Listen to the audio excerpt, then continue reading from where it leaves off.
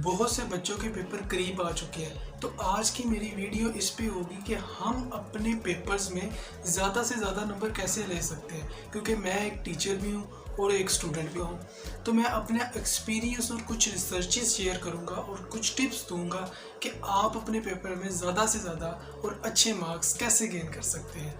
चलिए जी, video start करते हैं। Number 1, paper presentation.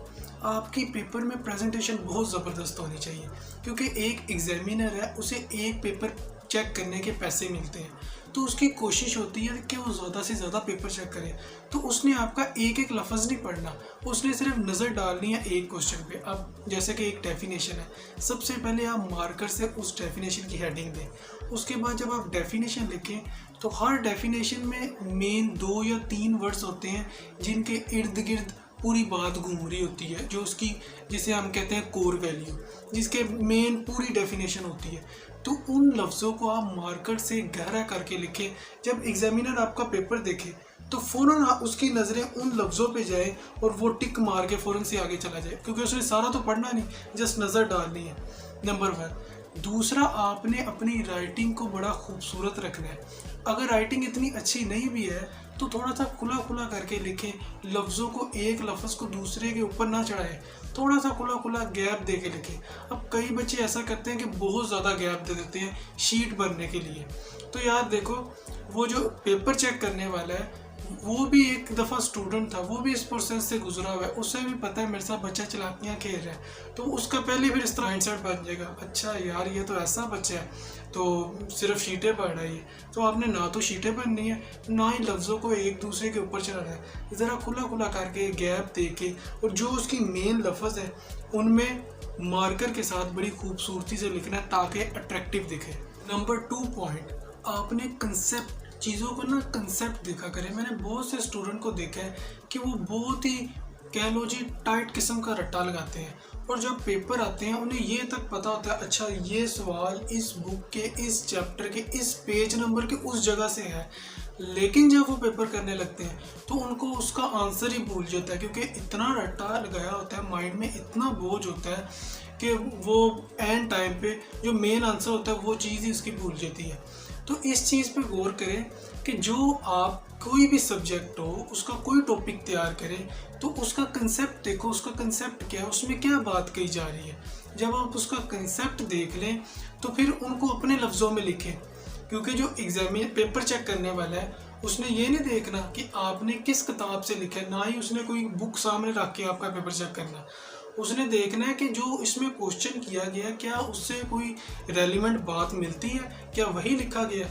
तो ना तो उसने ये देखना आपने किस राइटर की किताब से लिखा है या कहाँ कितनी कितनी बड़ी बातें लिखी हैं। सिर्फ इसमें थोड़ी सी अपनी इंग्लिश अच्छी होनी चाहिए आपकी, कि आप जो लिखो वो उसको समझ आ जाए। तो बस जो भी कोई भी पॉइंट है या कोई भी टॉपिक है उसको पढ़ो, रट्टा ना लगाओ, उसको समझो उसमें क्या कहा जा रहा है, समझ के माइंड में लेके जाओ और उसको अपने लफ्ज़ों में लिख दो। ज़्यादा चांसेस है आपको ज़्यादा नंबर मिले, क्योंकि इससे ये होगा कि आपकी क्रिएटिविटी नज़र आएगी। आप जब उस चीज़ को समझोगे, मुमकिनात है कि अपने पास से कोई एग्जांपल भी दे दो, कुछ ज़्यादा अच्छा प्रेजेंट करो। तो मैंने वो लोग जो रट्टा नहीं लगाते, अपने पास से कंसेप्चुअल लिखते हैं, जितने भी टॉपर होते हैं, मैंने ज़्यादा कंसेप्चुअल ही देखे हैं। और फ़ायदा भी इसी में होता है, क्योंकि आप रट्टा लगाओगे वो लॉन्ग टर्म आपके लिए ज़्यादा फ्रूटफुल नहीं होगा। तीसरा पॉइंट, आपने जब भी अपने पेपर्स की प्रिपरेशन करनी है तो आपने पास्ट पेपर को, जो पेपर पहले आ चुके हैं उस सब्जेक्ट से रिलेटेड, उनको सामने रखते हुए, मद्देनज़र रखते हुए तैयारी करनी है। मैं मिसाल देता हूँ, एक दफ़ा क्या हुआ कि हमारा बीएस का सेकंड सेमेस्टर का इकोनॉमिक्स का पेपर था, तो पेपर जो 4 साल पहले पेपर आया हुआ था एज इट इज़ सारा का सारा वही पेपर आ गया। तो उसके बाद मीडिया पे ख़बर भी नशर हुई, फिर उन्होंने पाबंदी लगा दी कि एज इट इज़ उठा के वही ना पेपर दे दिया करें, आप चंद क्वेश्चन मुख्तलिफ पास्ट पेपर यानी कि मुख्तलिफ ईयर्स के जो पेपर आए हुए हैं उनमें से चंद चंद क्वेश्चन उठा लें, लेकिन ऐसा नहीं होना चाहिए कि सारा का सारा पेपर दे दें। और आप उठा के देख लीजिएगा पिछले पास्ट पेपर, जो 1 साल का जो किसी का देखिएगा और जो उससे पहले पेपर आए हुए हैं, तकरीबन 70% मिलता होगा। तो किसी भी पेपर बनाने वाले के पास इतना टाइम नहीं होता कि वो बुक खोले, वो क्वेश्चन निकाले और फिर उसको टाइप करें। उसने सुकून से 5 पेपर अपने सामने रखने हैं 4-5 साल, उसमें से 2 क्वेश्चन पकड़े हैं, एक में से 1 पकड़ना है, एक में से 3 पकड़ने हैं, और चंद 1-2 चीज़ें होती हैं जो वो नहीं ऐड करता है। तो आपने 5 पेपर से तैयारी करनी है, उसमें से आपके ज़्यादा चांसेस है बहुत ज़्यादा नंबर है। आखिरी पॉइंट, जो भी आप टॉपिक तैयार करते हैं उसको अगले दिन ही रिवाइज कर लिया करें। मिसाल के तौर पे आपने किसी भी बुक का एक टॉपिक तैयार किया, उससे अगले दिन 20 मिनट लगा के आपने एक टॉपिक तैयार कर लिया जी, उससे अगले दिन आपने उस टॉपिक को 5 मिनट में रिवाइज कर लेना है। इससे होगा क्या, ये मैं रिसर्च बता रहा हूँ आपको इससे होगा ये कि वो टॉपिक चंद माह तक आपके माइंड में बैठा रहेगा, जल्दी नहीं जाएगा।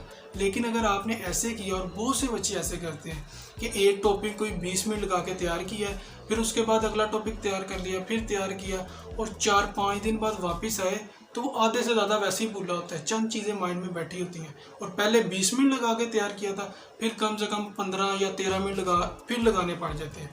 लेकिन आप अगले ही दिन 5 मिनट लगा के उसको रिवाइज कर लेंगे तो एक रिसर्च के मुताबिक वो फिर चंद महीनों बाद आपके माइंड से जल्दी जाएगा नहीं। तो मैं अपनी चीज़ों को दोबारा रिवाइज कर देता हूँ। कौन कौन सी मैंने चीज़ें बताई। नंबर 1, प्रेजेंटेशन आपकी बहुत अच्छी होनी चाहिए। नंबर 2, रट्टा नहीं लगाना, कंसेप्ट को फॉलो करना है। नंबर 3, पास्ट पेपर को फॉलो करना है। नंबर 4, जो आप टॉपिक तैयार करो उसे रिवाइज कर लेना है। तो मैं उम्मीद करता हूँ ये आपके लिए, बल्कि डेफिनेटली हाईली रिकमेंडेड करूँगा कि इन चीज़ों को आप फॉलो करें। जितनी आपने प्रिपरेशन की होगी तो आपके उससे इन चीज़ों पे फॉलो करके ज़्यादा मार्क्स आएंगे। जो नंबर होते हैं एग्जामिनर से खींचने होते हैं, उससे निकालने होते हैं। किस तरह? प्रेजेंट करके, दिखाकर, अपनी सलाहियत से। ये भी एक आर्ट है, इसको फॉलो करें। अल्लाह हाफिज़।